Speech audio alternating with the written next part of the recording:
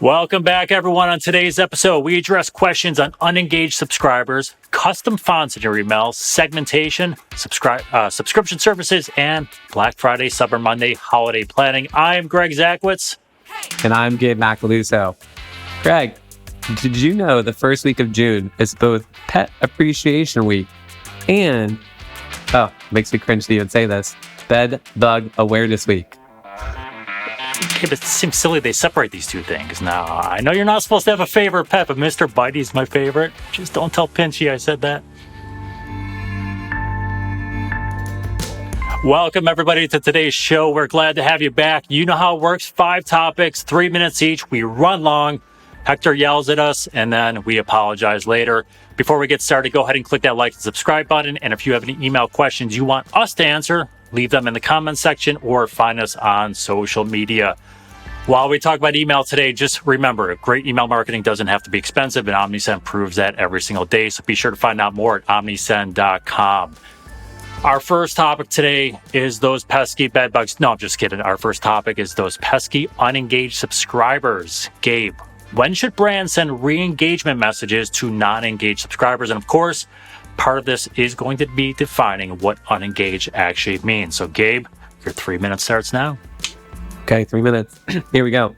Well, first, Greg, as we like to say in this world of our little chats here, is it all depends on what you're selling in your audience. So let's talk about the details of that.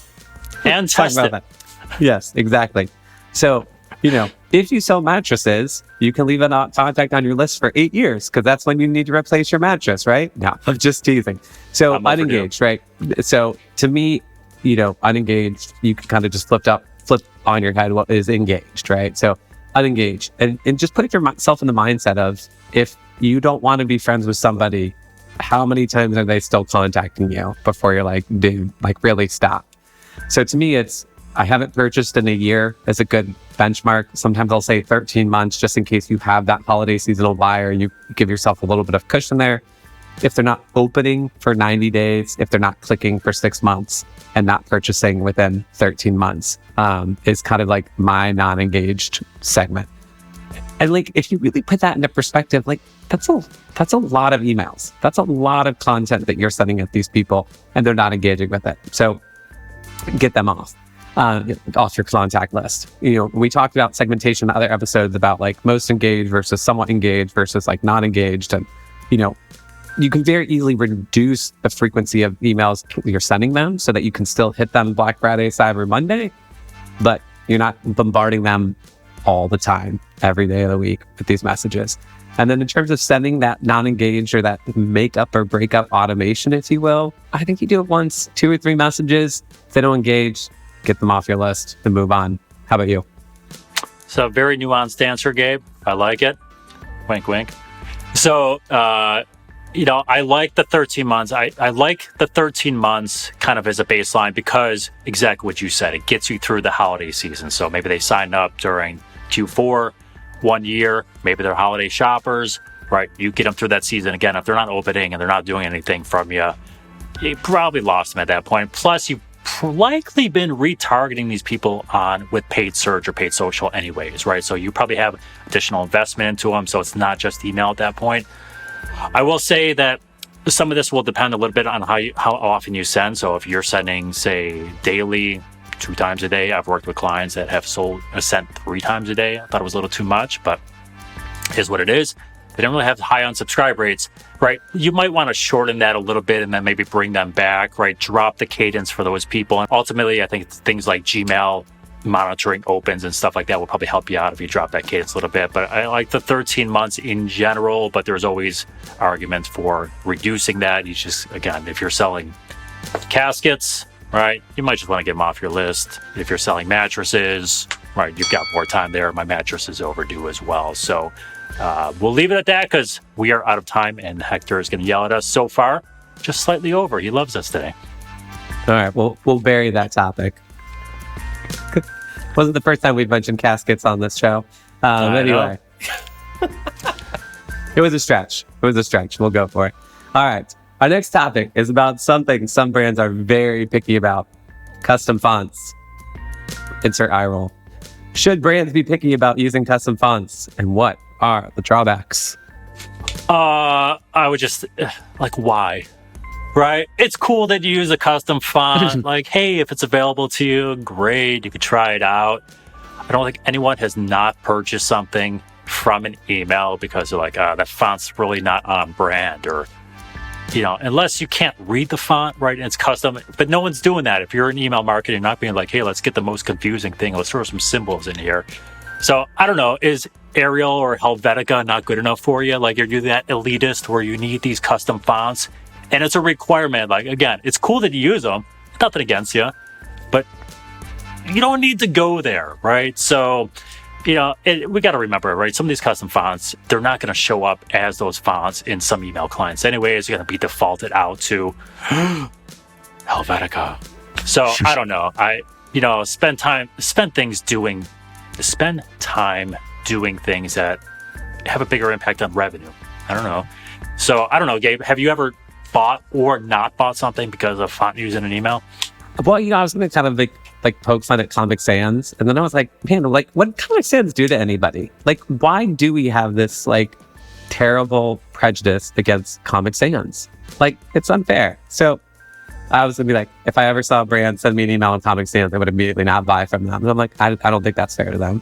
Yeah, to me, it's like with custom fonts, we know what the fallbacks are. It's not going to drive revenue. I get that, like, people, this is your brand. And so you're investing heavily in it and you want it to look a specific way. And I want it to look a specific way for you.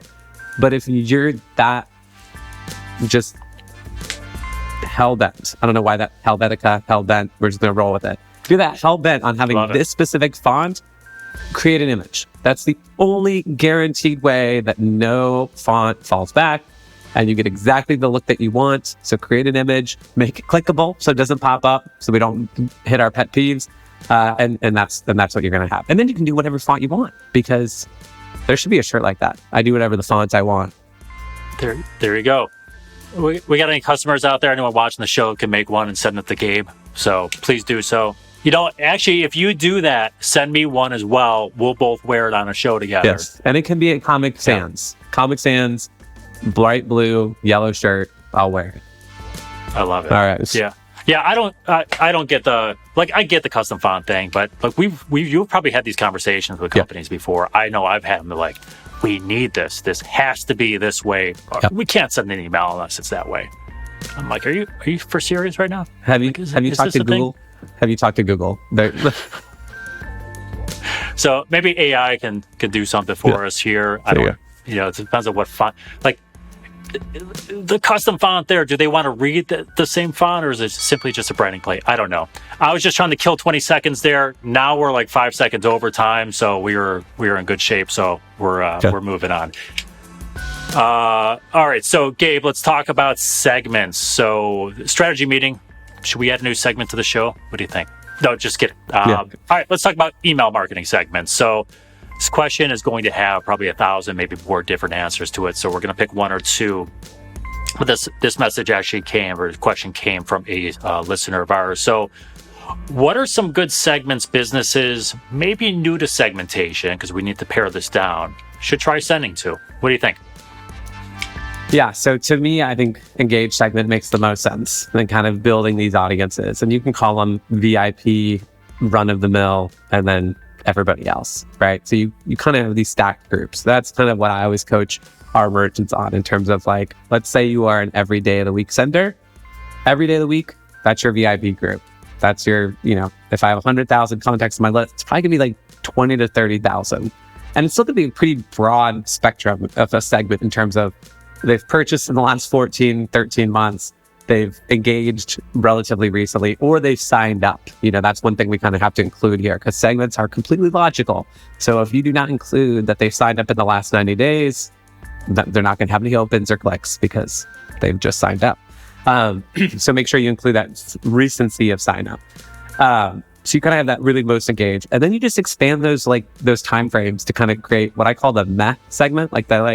They're kind of like, meh. They're like, they've bought something they may not have. They open your emails, they click them, but they're kind of just there. And then you have everybody else, which we all spend a lot of money on these acquisitions of contacts, and we don't want to lose them.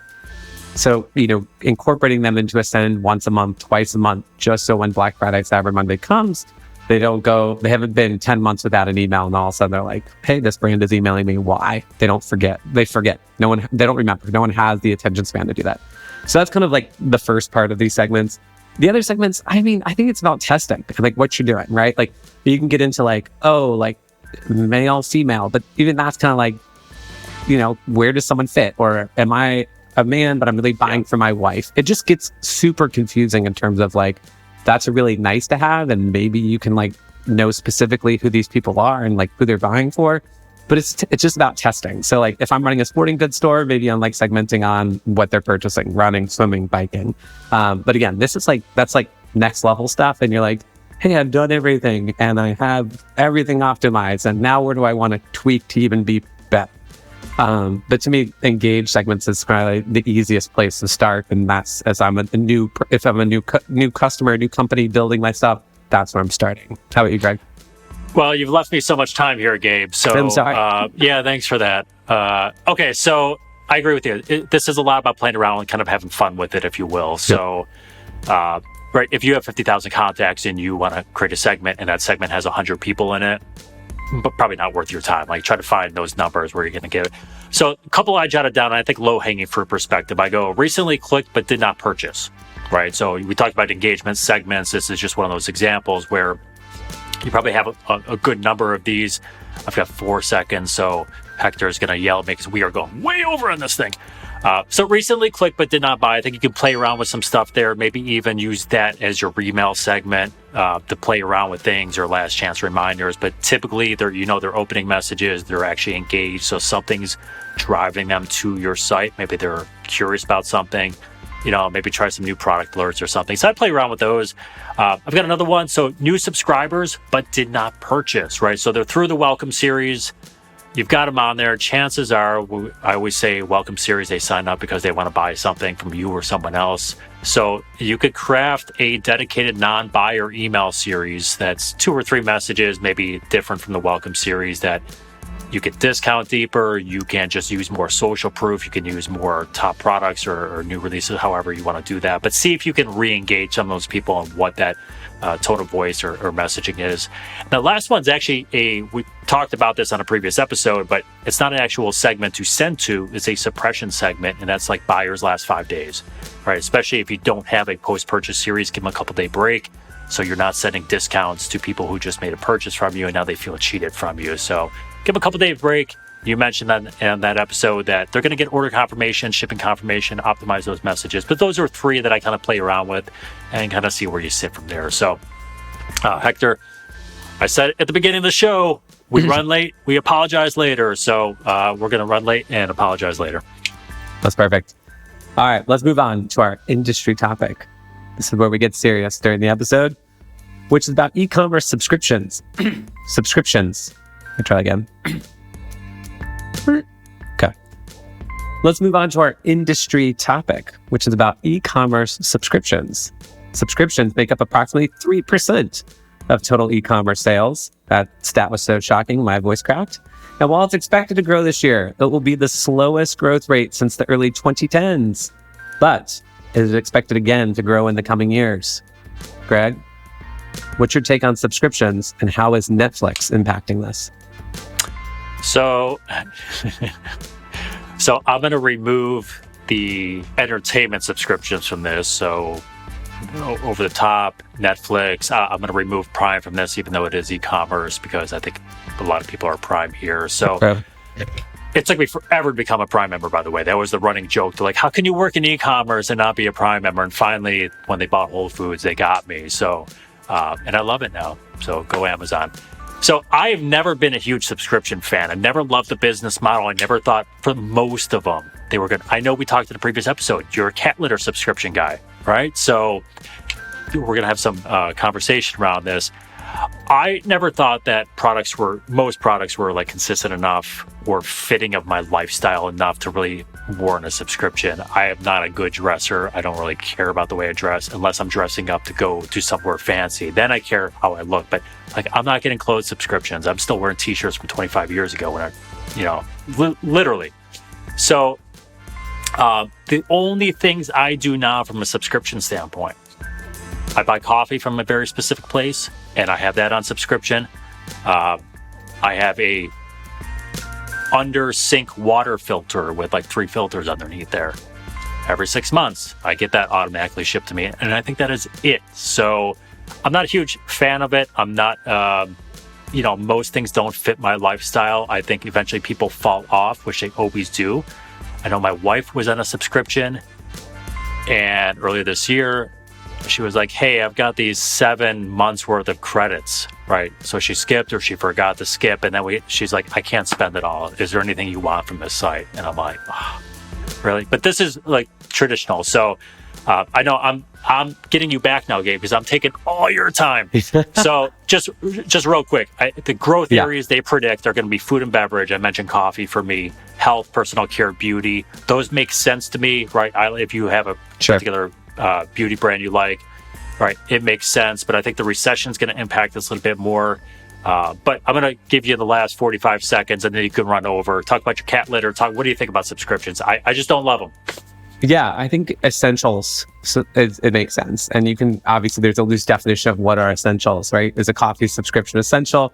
Most parents are going to say, yeah, coffee is essential, especially if it's the brand that you like. And it's at a good price point. You're willing to kind of work through that. The price is going to constantly fluctuate when you go to the grocery store. And so you're constantly switching coffee brands. So if you have a regular thing, that's what you go for. Same thing with the kitty litter. Like, it was a lot of research. We canceled the subscription. We renewed the subscription to make sure this is what we're looking for. So I think, to me, like, where we're going to see that downturn in subscriptions is because people are going to start looking at non-essential stuff. And I think that's where it's going to hurt, because clothing brands, that kind of thing, or like, but the vitamins, the nutritional supplements, there's going to be, I think, comparison shopping happening, but people want to find that thing that they like, keep the budget friendly, and then move forward with it. And that's going to be the non-essential essentials, if you will, air quotes. Yeah, so I will let you know if I sign up for a new subscription, but I don't see it coming anytime soon. So I think we're fairly in agreement there. If you have a favorite subscription service that you like or your family likes, throw them in the comments section or tag us on social and let us know as well. All right, Gabe, our final topic today involves Black Friday, Cyber Monday, or BFCM, as we like to call it. It's at least what all the Gen Xers call it. I don't know about you. Gabe, so when do you recommend companies begin to plan their BFCM campaigns, or just holiday campaigns in general, if you don't like partaking in Black Friday, Cyber Monday? Yeah, so I encourage brands to start planning 4 months ago.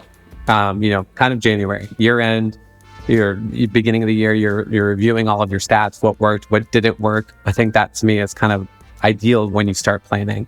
Now you should be planning. You should already have your calendar starting to be built out in terms of when you're promoting what, when you're promoting it, and how you're promoting it, and sort of what's your go-to.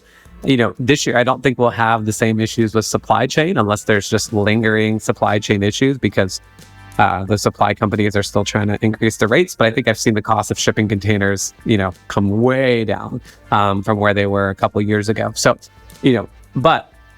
that's still something you have to be mindful of. If you have a specific product idea that you're going after, a specific, supplier that you're planning on, like, that should be ordered and all that stuff. And it's like, we think outside of like way e-commerce or email marketing, if that's our task and our role, but those are things we have to think about. So you should already start planning now. We've talked about, I think you were the first person I ever heard coin the term gray November, in terms of like really kind of pushing it all the way up.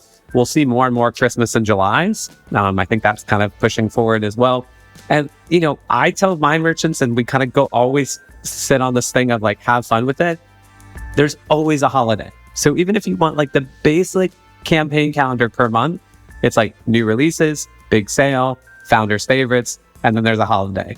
And if there's not a specific holiday you want to celebrate, you can make one up.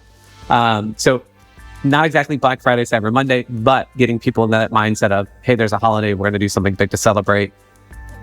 I think last week, yesterday, whatever you want to say in the past is hindsight 2020. That's when you should have started planning, but it's not too late. So you can start now. Yeah. So my answer is now. Right. So agree. You probably should have been thinking about it before now. We all always say now, and then when we work with clients either now or in the past, right, they always start talking about it now, and then they start planning like mid-November, right? You got a million things to do on your plate. But I would, like you, I would start doing it now. great November. I've been talking about it for 8 years. The last 2 years, COVID really accelerated it, but we start to see legitimate sales the first week in November. Even late October last year, I expected to start in late October. I think Prime Day in October last year is going to kind of tip that scale again this year, so people can start buying their either tchotchkes, stocking stuffers, or just jumping on those sales again. Again, expect Black Friday to be a week-long thing, right? So it's Black Friday week. It's just not Black Friday, which is a good thing. I think now, if you want to look for a way, right, we want to grow our list as much as possible rather than waiting till the last minute. I think SMS is something that has blown up the last couple of years over the holiday period. We're seeing more conversions. We're seeing more sends. We're seeing a way to cut through the inbox clutter. I think now is a good way to kind of promote your BFCM exclusive offers or flash sales for your SMS program, but use that as kind of the reason they should sign up so they never miss a deal, especially during those peak seasons as well. So I had some questions I had geared up for you, Gabe. We are pushing time. Well, we're over time. Let's be honest here.